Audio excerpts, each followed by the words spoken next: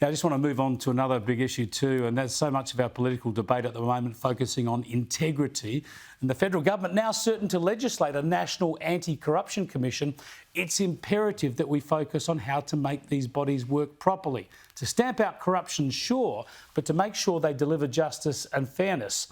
So far, let's be frank, these bodies, which operate in different levels of secrecy and accountability in various states, they've had some good wins, but they've all had their problems too, with mistakes, unfairness and a lack of accountability. So I want to update you on the New South Wales ICAC and its pursuit of former Premier Gladys Berejiklian. It's now more than a year since she resigned, simply because the ICAC's public inquiry made her position untenable. However, standing aside is not an option for me as the Premier of New South Wales. The people of this state need certainty as to who their leader is during the challenging times of the pandemic. I cannot predict how long it will take the ICAC to complete this investigation, let alone deliver a report in circumstances where I was first called to give evidence at a public hearing nearly 12 months ago. Therefore, it pains me to announce that I have no option but to resign from the office of Premier. Now, the issue for Berejiklian, you'll recall, is that ICAC was investigating former Liberal MP Darryl Maguire, who's been revealed to be as shonky as all get up.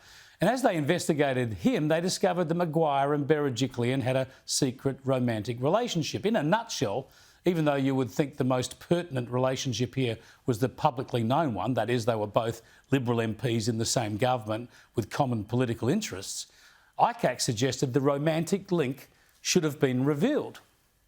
Ms Berejiklian, if you were able to have your time again, would you disclose your close personal relationship with Mr Maguire to your ministerial colleagues or any of them?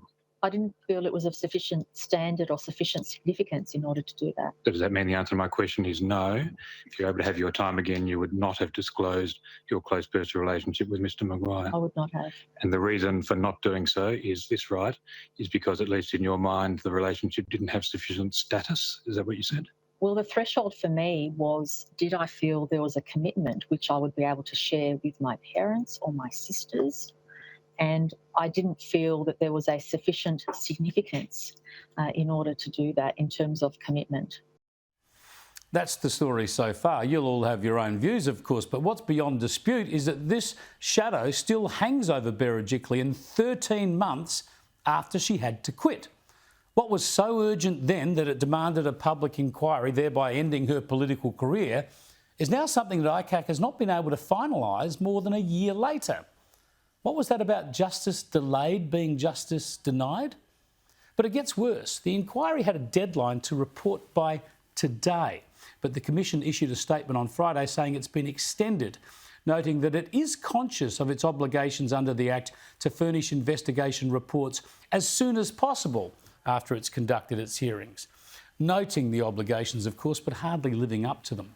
This is a disgrace. They need to get their act together. They seem to be answerable to no one.